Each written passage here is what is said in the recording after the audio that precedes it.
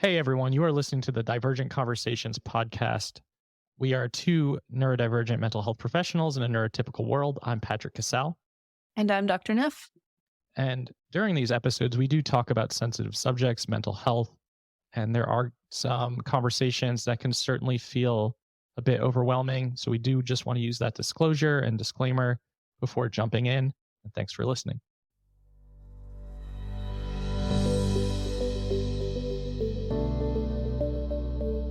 Good morning, Patrick.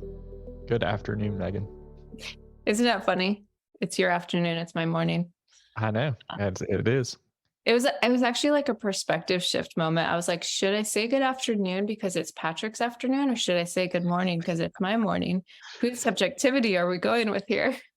I like that. And I think it's important for everyone to know that, you're in Pacific time and I'm in Eastern time. So a little bit of a different experience. Yeah. Well, I'm not going to ask you how you are because I hate that question, but I am curious, like, what kind of headspace you're coming into today's episode with. I like that you name that you hate that question because you've told me you hate that question so many times that I no longer ask it though. Yeah, I don't do I it. can say like I had to train you a little bit, but like it worked. I also am longer like ask. not doing that with friends or family or, so anyone who's listening, I owe that all to Megan. You're so welcome. There you go. That's your gift today. We're autistic friendly now because Patrick has stopped asking, how are you? Yeah. I've also really tried hard to like filter my emails through an autistic lens and no longer like, unless I absolutely feel like, oh, I really want to pitch this thing and it has to come across this way. I've really tried to shift that. What kind of headspace am I in today? I feel actually pretty good. I am tired, like physically tired. I sent you that really gnarly bruise on my calf. I feel like my whole body feels like that right now. Oh. I noticed like I have a retreat that I'm hosting next week. So I have been in like hibernation mode most of the last couple of weeks, just trying to like charge as much of my battery as I can. And right now I feel pretty good. Yeah. How about you? Let's see. Okay, I'll start with the sensory because I often start with that. I'm having like a high sensory day of like, it's so interesting how these things ebb and flow. Like I want someone to wrap me up really tight in a blanket and like I want all the pressure and all the weight. Like last night, my husband came in and he was like, "Are you wearing two beanies?" And I had two beanies on my head. I love the pressure of beanies on my head. That's why I wear a beanie like all year round. So I'm having like a high, like I just want a lot of pressure on me. Headspace wise, like tired, but then boppy, like so many thoughts bopping around, and that's always interesting when that's overlaying on top of like tired, but energetic. And then, yeah, we're leaving for Canada next week and I've got a workbook to finish. This is such an autistic thing. Because I'm also doing a manuscript. So I intentionally was like, I'm going to make a really simple workbook this month. It's going to be a gratitude journal. I'll introduce gratitude in 5 pages. It'll be a 35-page thing. Do you want to know how many pages it is? I want to guess, but I feel like it's at least like 90. Yeah, it's 127. I don't know how to do simple. Like it just grows and it grows and it grows. And my husband, he used to be an English teacher, so he like edits these for me. And he's like, yeah, I just know this about you. Like you can't do simple. That's the second week in a row where you've kind of mentioned, well, maybe you mentioned it to me through text, that just the understanding that he has of your processing. I love that for both of you. To say like, I know this about you now. Like this is just something, this is a part of who you are. Yeah. You say you're going to make a 30-page workbook and it's 120. That's you. That's your brain. And I'm going to edit 130 pages. Right. Well, yeah. It's a united front. So that sounds pretty good to me. Yeah. No, he's wonderful. And super helpful because grammar and spelling is not my thing. Okay. So we talked about talking about kind of continuing the conversation. Wait, did I just abruptly transition us too quickly? I feel good about it. Yeah. I had like I feel very grounded today. Like a lot of my days where I'm like scattered and I feel pretty centered right now. Okay. Yeah, I did ding go off in my head like, this is interesting, but our listeners might want us to get to the point. Um, True. so yeah, I really loved the conversation we had with Mel last week. I think both of us walked away with like, wow, that was so impactful and interesting. And there's so much to dive into here.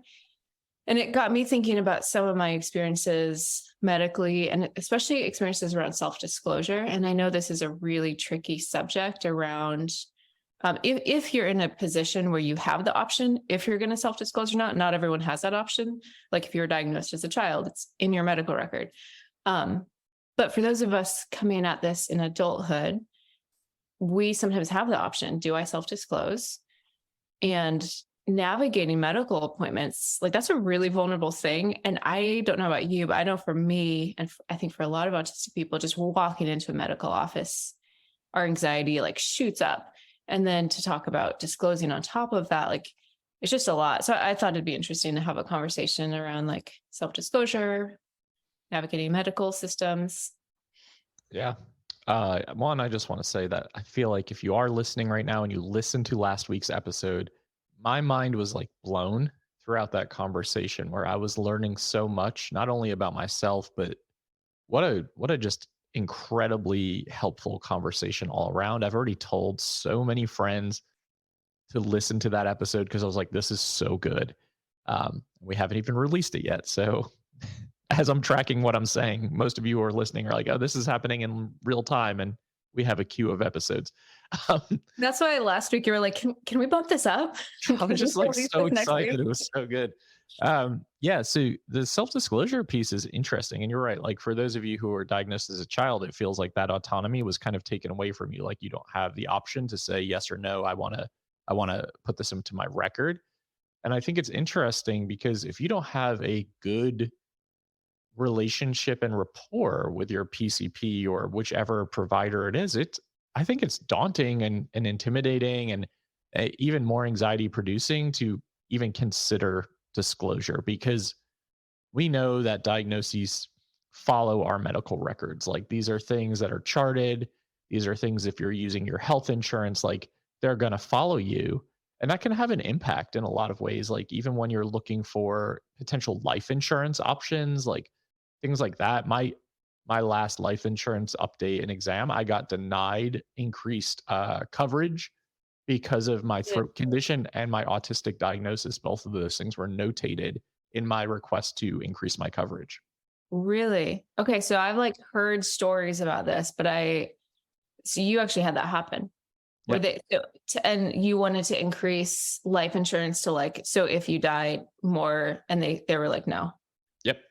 Yep. I wanted to increase for my wife, because I'm like, okay, I'm in a position now where financially I'm making more money than I was when I first did this. And I want to make sure she's okay. Did all the tests, did all the medical tests, and they don't really give you a whole lot to go off of other than like, hey, it was rejected. Here are the comments. And the comments are Zenker's diverticulum, which is the throat condition that I have, and autism. And I thought, well, that feels pretty shitty. Now I don't feel like I will ever pursue this option again. And I think that is also something to consider when we're talking about disclosure and diagnosis. Yeah. I mean, these are some of the concerns I hear. Like there's kind of like 5 big concerns, but one, like life insurance, but then also being denied like insurance if you're trying to, and I should also add, like we're speaking in the US context. I'm sure some of these things would apply internationally, but obviously like insurance in the US is just a hot mess. So some of this might not apply internationally, but it's a great point because I know that we actually have so many people who are tuning in consistently from the UK, Ireland, and Australia and Canada. So 1, thank you. And 2, your health care systems are a bit different than ours. Yeah, that's actually why I'm going to Canada next month, just testing it out. See, actually, wait, no, I couldn't move to Canada. Like I'm pretty sure that's one of the countries. So that's another part of having it part of your medical record. Is there some countries you can't migrate to? It's really fascinating because you're not always thinking about this in the moment when you're in the doctor's office, right? Because there is anxiety, like you mentioned, and you're nervous about whatever you're there for and potentially just the sensory overwhelm. And if you're using health insurance in the United States and that is a part of your record, you don't really have a choice of whether you want to disclose or not. But we're talking really about the autonomy of saying, I did this testing, Mhm. whether it's self-diagnosis or whether it is from a testing result, and I have the ability to let my provider know this because it could be helpful for them to then conceptualize my medical conditions and struggles through this lens. But Mhm. then that's a whole nother like nuanced conversation, right? Because that provider really has to be really ND affirming too. Mhm. Yeah. Yeah. And like what are they, and I think that's definitely my anxiety is like what are their associations going to be when I say I'm autistic?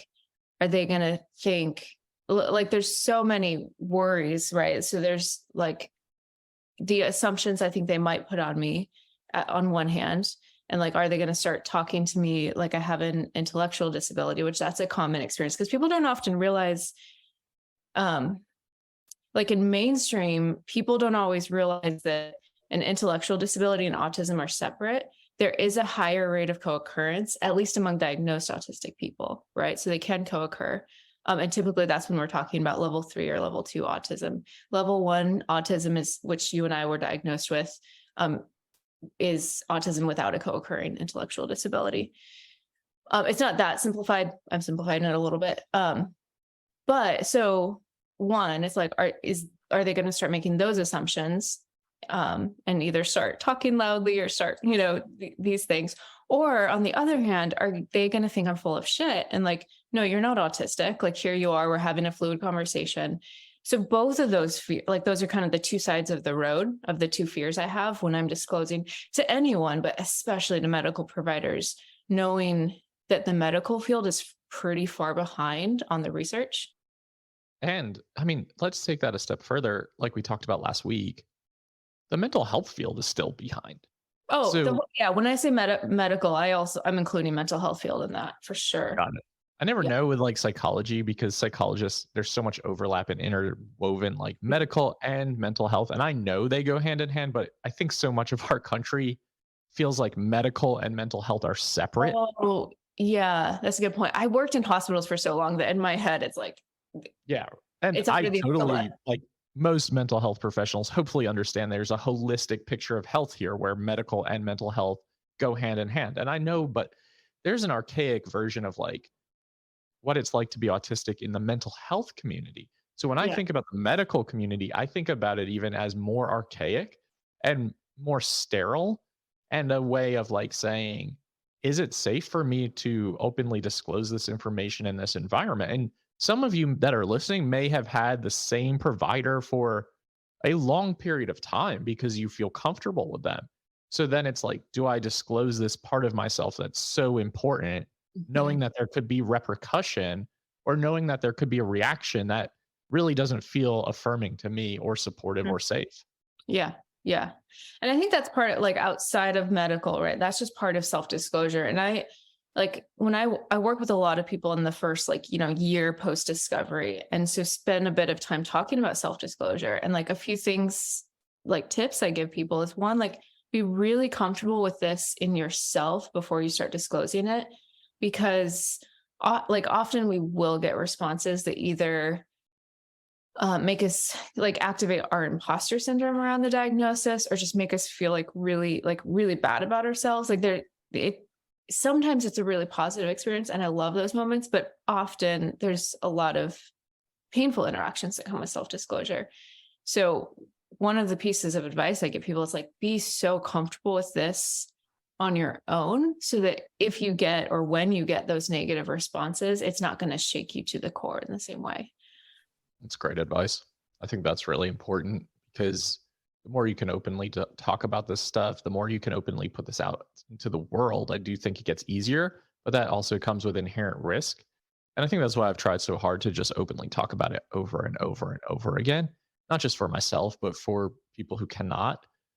And I just, I was talking last week on the episode that we did with Mel um, about talking to my PCP about autism and sleep struggle. And I really appreciated their reaction, which I don't think is like the norm, where they were just like, "Oh, you're autistic. Okay, cool. Mhm. Like, how do you want me to? Is there anything you want to send me? Is there anything you want me to learn about? Is there anything that you feel like is That really is poignant and so important?" cool. I was like, I was Wow. blown away by that. I was just Like, like, but I don't think that's the norm in that is terms of what not the the norm. reaction would be. Like, and first of all, like what PCP has time for that?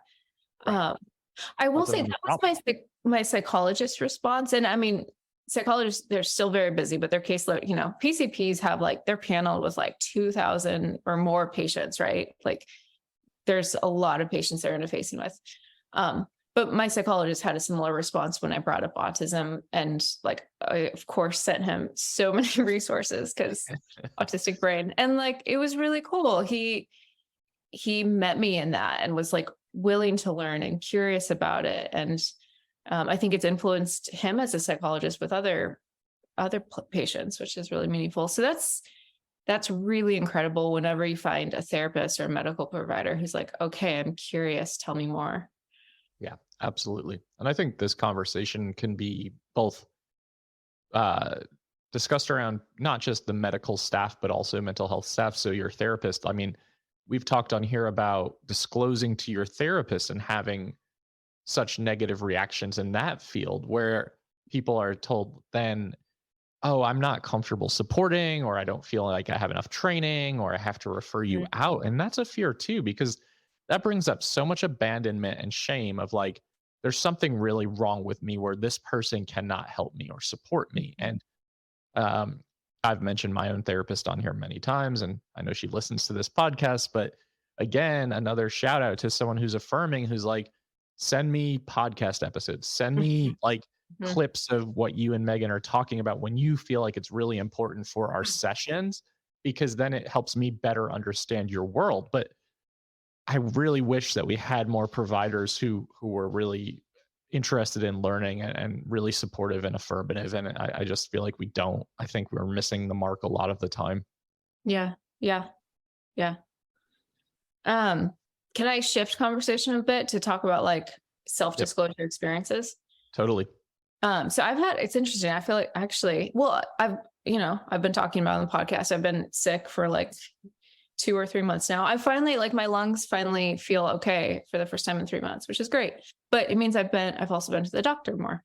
Um, and so I've self-disclosed 3 different times to different medical providers. It's not in my medical chart. So I was diagnosed by a private psychologist, and then I have Kaiser, which is like it's a really big kind of inclusive. It's an insurance company, but also hospitals.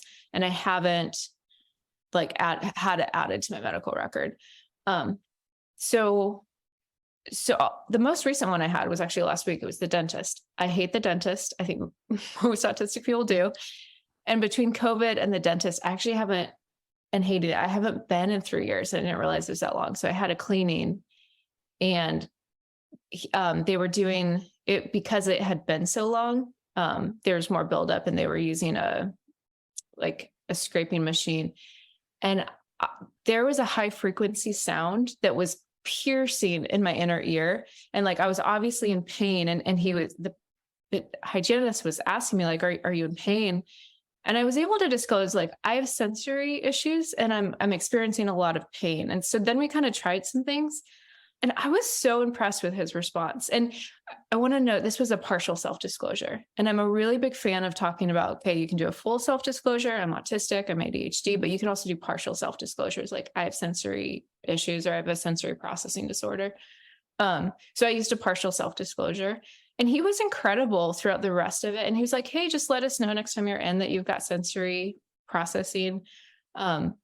The other thing he mentioned though, he's like, I've been doing this 8 years and I've never seen this. And in my mind, I'm thinking, I'm sure you have, but people probably aren't saying anything when they go in. They're probably disassociating through it, or they're not going in like me. Right. But that would be an example of a partial self-disclosure, and it went well. That's great. I mean, especially in an environment where like I don't know anyone who enjoys going to the dentist. And then you Right. take it a step further with someone who is autistic or someone who has any sort of sensory processing disorder. It's a horrible experience. And for them to recognize that you were in pain and then to help navigate through that, I imagine going back will feel maybe a little bit more comfortable the next time. I'm totally going to go back specifically to that provider. And yeah, it makes it way more likely. Like I think I mentioned that on the episode last year. Like I have a medical avoidance, which is really unhelpful when you've got like chronic medical stuff going on, but it makes me way more likely to go back and to kind of stay on my normal 6 month schedule that, is healthy. Yeah, I think the ability to it probably feels like feeling seen and feeling validated. Like instead of saying like you're making this up, this shouldn't be painful, or just completely dismissing the experience that you had. Mhm. Yeah, yeah. Like it shifted to a really collaborative. He's like, "Do you want to like push your ear in?" And like that did help. And then he's like, "Do you want to stop?" And I kind of made the choice of like I'd rather get the buildup off and like Right. not have to do that again. But just having it be a collaborative decision, like and having my autonomy kind of centered in that experience was incredibly helpful. It sounds incredibly helpful. And I think about like someone had asked us on our Instagram to do an episode on like autism and chronic pain and the Mm, correlation, which I think is a good high idea for five. sure. Um, and I'm in chronic pain all the time. Like I've had significant back issues for the last decade. I'm tall. I play soccer. I've been injured. And it's just, I think that pain, feeling like there's an increasing sense of chronic pain and sensation too. And a lot of providers can really dismiss that as if like, or minimize that experience. And I think that can feel so frustrating to want to pursue another appointment or to circle back or to do a follow up because it's like, I can't even really have my experience validated and feel like it's really Mhm. feeling supported and seen, and that doesn't make me want to do another appointment. Absolutely. I'd Well, rather and just live with the pain. sorry, I cut you off. No, that's okay. Well, and that so if you think about chronic pain and especially autistic ADHDers, like I think part of what can be the medical avoidance is we know how we're being perceived. Like we're being perceived as like pill seekers, right? Like, so we're talking about ADHD medication. Like I had a provider just a couple of weeks ago be like, "Oh, well, now we're talking about controlled substances." And so like like it was just so stigmatizing the way she talked to me about ADHD medication. And then chronic pain, right? Pain medication. This is another one that like gets really stigmatized. So if we're an autistic ADHDer in chronic pain, seeking medication to support us, the way, like, I think we know how we can be perceived, which is not a great, yeah. It's Well, just the not. narrative's already been written, right? If you're going in as an autistic ADHD or on a controlled substance for your ADHD medication Mhm. and you're in chronic pain, and the quick review of the chart is like, we have systems in place in this country that highlight like whether or not someone's on a controlled substance so that Yeah. you're not Yeah. going from provider to provider.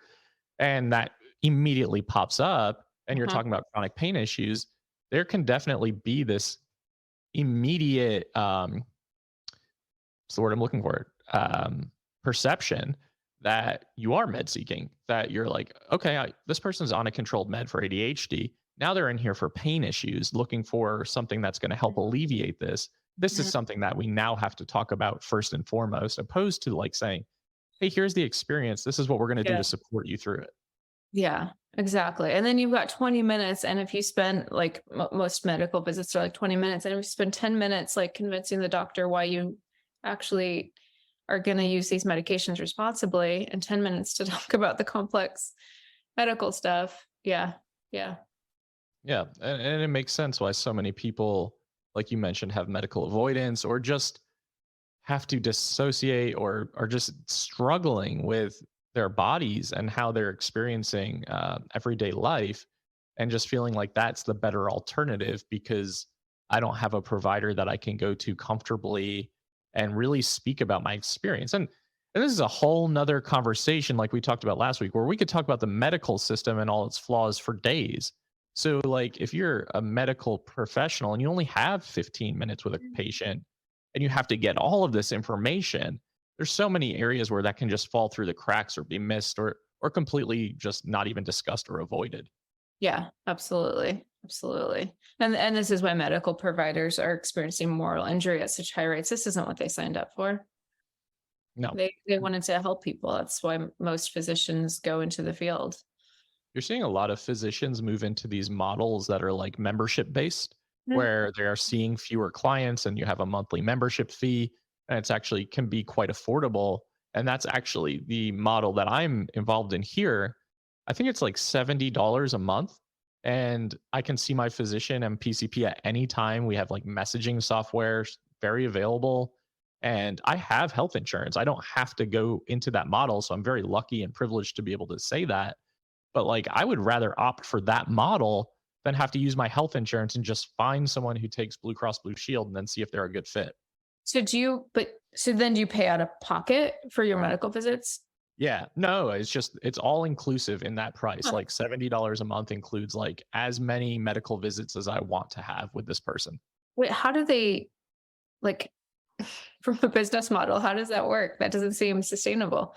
Well, you got to think like if they have 500 patients, and I have no idea how Yeah. many patients this practice has, and everyone's paying $70 a month. What's the likelihood that all 500 of those people are coming in on a monthly basis? The odds are quite low. So Hmm. you're making consistent revenue, and then you're becoming more accessible and available because you're seeing fewer patients. And I love that model, and I think a lot of practices are starting to do that. But for people who do not have the ability to go to something that's more tailored, more catered, have more time with your provider, like it's a struggle, right? Like a yearly annual physical that takes an hour's time and you sit in the waiting room for 3 hours and you're frustrated and overwhelmed the whole time. It's not a good experience. Well, and the body boundaries. I think that, I mean, I don't even know the last time I had a physical. I actually don't have a PCP. It's on my to-do list. My PCP retired in like 2020 and I just haven't gotten a new one. I definitely should do that. This podcast is going to hold you accountable to I that. know. It's on my to-do list. It's on my, like, those are the things that's where I really feel my ADHD is things like that, where it's like, that's been on my to-do list for a long time. Going to the dentist was on my to-do list a long time. That's where it's medical stuff and like just that daily life stuff where I really struggle to get myself to just do it. But yeah, the body boundaries aspect of like having a physical or like that is always really hard for me about going to the doctor. Yeah, absolutely. That makes total sense. And then having to reestablish with someone new. I mean, Mhm. there's a lot of challenges here. So we're talking about a lot of barriers. And I'm realizing that as we're talking, like, Uh-huh. yeah, what I don't want to do is say like the system is broken and we're all screwed. Like that's certainly not the And I message feel I like want to we do send. that a lot on our podcast. And I'm like being mindful of that and I'm seeing this on social media and like I'm seeing this in spaces and I'm feeling this too. Like a lot of the education or posts that are out there are around educating about what's hard for us. And I think that's absolutely important. And I actually think like if you think about the discovery process on like a developmental arc, I think the first process is like identifying, oh, these barriers I experience, they're connected to autism or they're connected to ADHD. But Right. we have to move beyond that. We have to move on to like hope is such a loaded word. So I don't exactly want to use the word hope, but to things that are really pragmatic and helpful and like, okay, so these are the barriers and here's what to do about it. Yeah. So I'm feeling that, like I'm feeling that in general with the like kind of autistic ADHD neurodivergent affirming world. But I'm also feeling it in our podcast of like, okay, I don't want to be yet another voice just talking about how hard our lives are. Yeah, it's a hard thing to navigate. And you're so right. Like, because our lives are hard. So we don't want to dismiss that. Yeah, we want to honor that. And we want to We move want the to honor. conversation beyond that Absolutely. without So I dismissing. think what can we do in this situation when we're talking about the stigma of self-disclosure in medical and mental health spaces, and what can we do to ensure that we're taking care of ourselves and our physical needs and our mental health needs too, in a way where we maybe it's not filled with like complete and utter dread all the time. Yeah. Yeah. Yeah. Should we kind of shift our conversation and our energy to talk about like what are some things people can consider doing? I think so. I mean, we could highlight the other side of the coin all day, it feels like, and I think Yeah. maybe we default to that cynical outlook because we're so used to Yeah. living in a neurotypical world that isn't always set up for us. It's important, like, it's so important to talk about, and it feels easier in some ways to talk about that than to talk about, okay, now what do I do about it? Yeah, yeah, So I yeah. think when we're talking about like how do we've talked about how to seek out neurodivergent affirmative mental health spaces. Like that's pretty clear and cut and dry. And I think it gets a little bit more challenging when we're talking about medical spaces because sometimes you kind of feel like you get what you get. Oh, And 100%. you Yeah. don't have the autonomy of choice all the time, especially if you're in like a small rural area or health insurance isn't great or whatever. So I do think we have to figure out strategies in terms of how do you ensure that you're mentioning, like Megan said, like that there is some sensory, sensitivity or struggle. How do you mention that? I struggle to sit in a waiting room that's really brightly lit. Like these are the conversations that need to be had, I think. Mhm. Yeah, absolutely. And I think this is one of the hard, at least in the US, one of the hard things. It often takes a visit with a provider before you really know. Like I will always go on the directories and read their bios, but even then it's like it's after the experience. Um, but grabbing the provider when you do have a positive experience, go and grabbing them, like that dental hygienist, like I, wrote down the name and I'm like, I will schedule with him forever. Same thing with I recently met with a OBGYN provider who was incredible. And I disclosed I was autistic and that conversation went well. And I asked her then, I was like, how do I make you like my primary doctor for OBGYN care? So whenever you do have a positive experience, like figuring out how to grab that provider and I getting like on that. their panel. Um, That's a great point, though. Like when you do have a positive experience, asking that question and trying to feel comfortable as possible to say, how can I ensure that when I come here, you're the person that I see, you're the person that I have contact with? I think that's a great step. mhm. Yeah. Yeah. I imagine if that hygienist leaves that dental practice and you find that out, you're going to follow that person to another dental practice because of the comfortability and the ability to feel supported. Mhm. Yeah, yeah. And that gets back to like another, I guess, tip would be thinking through your like what are your primary needs and then pairing your disclosure to that. So if you're someone who hasn't disclosed, if it's not in your medical record and you don't want to disclose that, especially there's a lot of trans people right now who um disclosing that can have implications for gender affirming care. So that I know especially in the trans and gender queer community, this is like a really key topic right now. So there might be reasons you don't want to fully disclose. So thinking through, okay, what do I need in a medical visit? So yeah, for me, sensory stuff. For me, it's really important. My OBGYN knew I had sensory issues. It was really important. My dental hygienist knew I had sensory issues. So I paired my self-disclosure to that need. Actually, for the OBGYN, I did a full self-disclosure because females are more prone to a lot of endocrine stuff. I wanted her to know that. So again, it was paired to my need. What am I trying to accomplish here? And then tailoring my self-disclosure to meet that need. Right. That's a really great point. So what I hear you saying is like in these moments, you have to be intentional. And it doesn't always have to be the first time I meet this person, I tell them everything. Mhm. Um, Getting really comfortable with the provider and then deciding whether or not what is the purpose behind this disclosure? How is this going to best serve me? And I think that's important because you want to protect yourself. Yeah.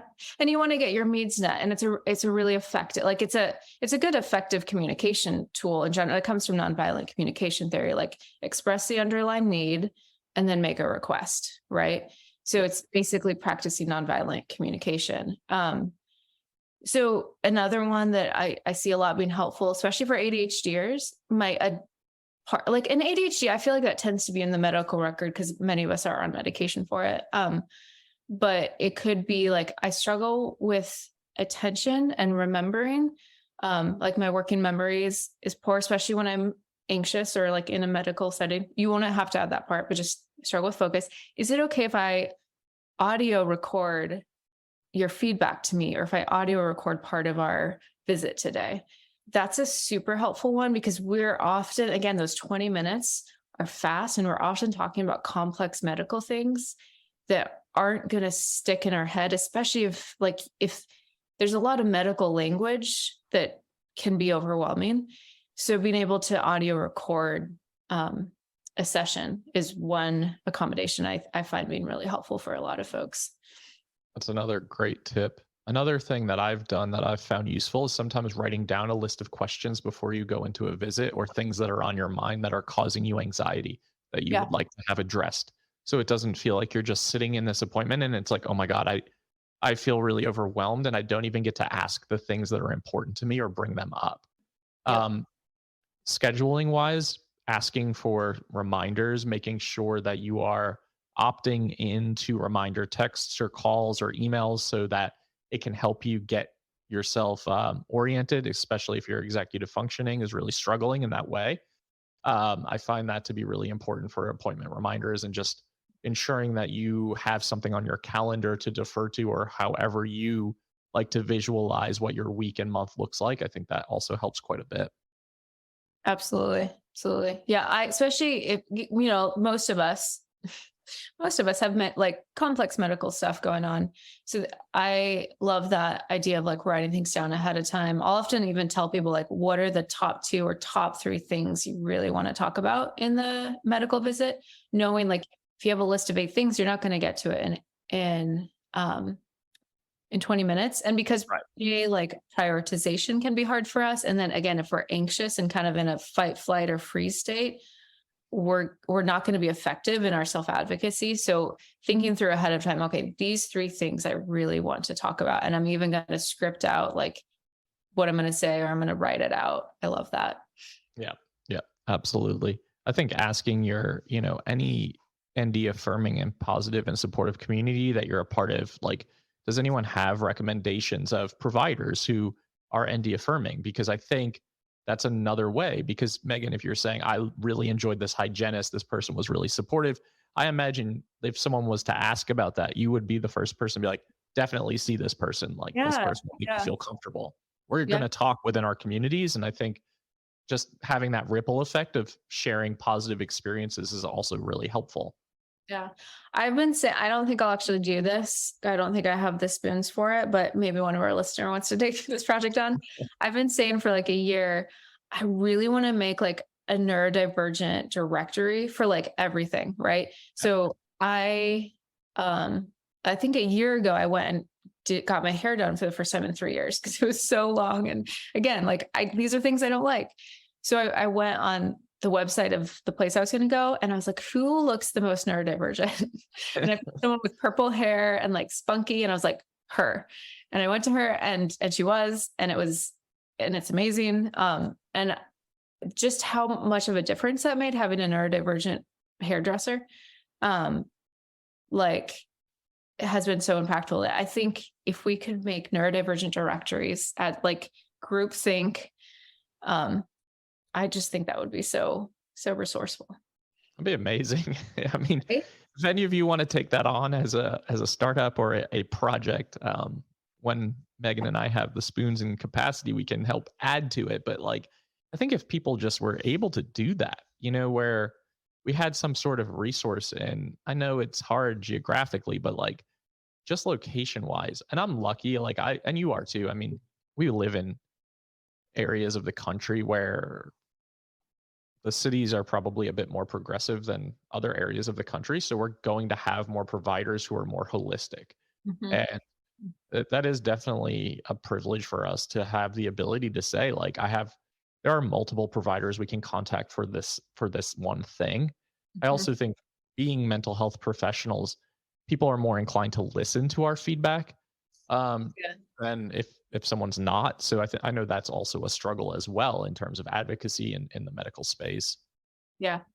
Yeah. I mean, this topic of self-advocacy in medical spaces, like it's on my wish list of workbooks to make someday because Sure. it's such an important topic. And like, I think it's such an area of a struggle for so many of us. And there are some really practical steps of like, okay, this can help me think through how I want to seek out medical care or organize the visit, or Just the little things. Like if you can do some of these little things that we're suggesting prior to a visit, I think it can alleviate just a little bit of anxiety. It may not completely remove that sensation or emotion or experience, but I do think that it can at least allow for things to feel more manageable when things can feel really overwhelming when you're starting with a new provider or doing a follow-up or concerned about something that's happening and you don't really know if you're going to have enough time with this person. So I do think these strategies can help quite a bit. Yep.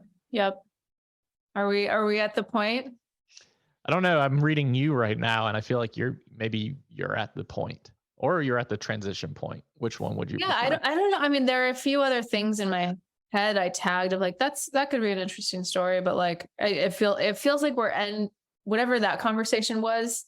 Like I guess self-advocacy in medical office. It feels like we're done with that conversation. I don't know if that means we're done with the podcast for today, or if it just means we'll transition to another similarly related topic. I love that this is our experience. Like this is really how this goes. And so many of you have mentioned that you really enjoy this aspect of the podcast. So we want to keep that feeling as natural and awkward and uncomfortable as possible for everybody involved, including ourselves. I do think we're done with the self-advocacy component of this conversation. I do think we can transition elsewhere. I'm always tracking time, as I've mentioned before, and it is about 15 minutes from your next appointment. So we can do something else in the next 5 if something's pressing on your mind. Well, this is an association. It's not about healthcare, but it was an interesting realization. So I've been listening to our podcast back, and I hear my awkwardness and I hear my misspeaks. Oh, I should add this because I felt this was my one misspeak that I was like, okay, these kind of misspeaks bug me. Last week, well, the show that aired last week, with the one after Thomas. Yeah. We're talking about group dynamics. I said I used to exercise 3 to 4 hours a day, which like that is an exercise disorder. It was 3 to 4 hours a week, but it's a day. And I was like, oh my gosh, I need to like go back through and like add bloopers of like, this is what I actually meant.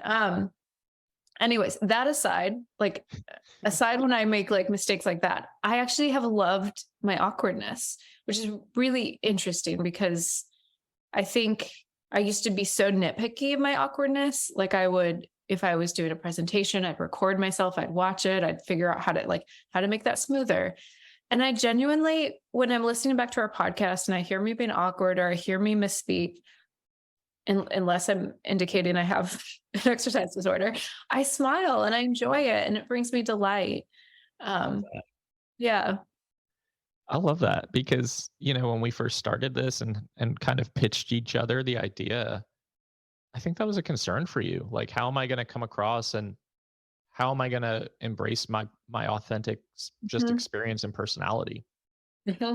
Yeah. I mean, I like a lot of ADHDers and autistic people, like I've got pretty gnarly RSD, like rejection sensitivity. So putting myself out here in this way, I definitely was scared about. And I do realize that like in being able to celebrate my awkwardness, it made me realize how much I have integrated my autistic identity and I have worked through a lot of my ableism. And it makes it, I've realized that actually really helps with the RSD. In other ways, like, and I mean, there's other places in my life where the RSD is still really active, but around my awkwardness, it's not nearly as much. I love that. And I also love how this right now, like just processing out loud is probably going to lead to an episode because I think we definitely need to do an episode on RSD. Well, and this is why my workbooks go from 30 pages to 130 pages. It's the Divergent, and the combination of ADHD and autism, right? So it's like, oh, this connects to this. Oh, but I have to go really deep into this. Right. Yes. I love it. Yeah, I think that the RSD topic is a crucial one, and one that we should definitely do an episode on, and we could do a series on from people's experiences too. I mean, stuff is so painful and there's so much vulnerability there, and I'm glad that you feel comfortable with Yeah. your awkwardness on here. Yeah. Yeah. Yeah. We should definitely talk about RSD. I've actually got some content planned for it next year. So I'll be deep into that research, which will be fun. We'll do Yeah, a and little behind the scenes RS of like Megan's life every week of like, what is Megan planning right now? what's What's RS Megan's deep dive?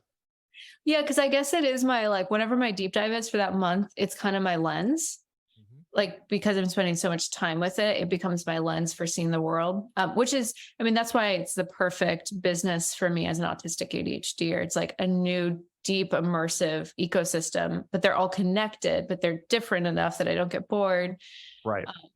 So if I could just learn to not like write 130 workbook page every month and like tone it down, then this is a perfect business model for me.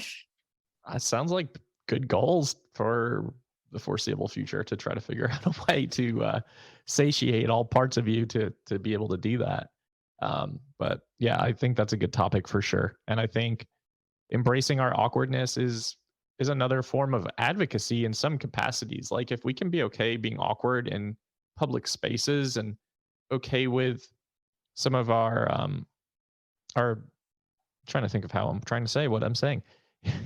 I'm feeling awkward right now. I was just saying you're embodying the thing you're talking about right now. Yeah, exactly. You know, I think if we could just highlight that and just be like, this is how we experience life, right? That's the point of this podcast sometimes, is like live processing Mhm. of acknowledging like, this is how we go through life. And when we have to mask, or when we have to really shift those behaviors or interactions, or the ways we show up, it doesn't feel authentic for us. And it also feels painful, and it also feels exhausting. So I think the more we can do this, the more we can, embody just actual real sense of self, then I think that's a really powerful thing. Mhm. Yeah. If you want to talk about RSD for the last 30 seconds, I obsessively check our podcast reviews on Apple Podcast like almost every day. I don't know why. It's just something I've always done. I do it with my other podcast too. We got our first like 1-star review, but there's no comments. And I just want to know, like, why? It's like when you look at a restaurant and it's like all 5 stars, and then there's just one person who's like 1 star. I want to Yeah. know. I just want to know. You want context for it. Yeah, I Totally. want context. Yeah. Yeah. Really? That hurts a little bit. Yeah, but I that's mean, that's just the yeah. reality. And I could see why we're not for everyone, right? Like, for one, anyone who's not in the neurodivergent-affirming space, Yep. I could see having Totally. reactions to us. Absolutely. And I don't know, maybe not everyone loves listening to two rambling people. All I can say is that I love all of you who are listening and supporting and consistently tuning in and consistently offering feedback, whether it's constructive, positive, whatever. That's what we want. We want feedback. So if you have it, if you have topics that you want us to cover, if you have things you just want to share, check out our Instagram page, Divergent Conversations. You can post comments, you can send messages. Whether or not we respond to those messages, that's a different story. Trying to limit the pings and pongs, as Megan would say. But we do want feedback, and we really do value your questions and your thoughts as well. And we appreciate the fact that, like, in less than 2 months, there are 30,000 of you listening, and that feels amazing. And I think that there feels like there's a trickle down effect from just having these conversations and sharing these episodes, and Megan and I just showing up as authentically and vulnerably as we can. And that felt like a good goodbye. Now I'll Megan doesn't know what to say to that. interject to make it awkward. Okay.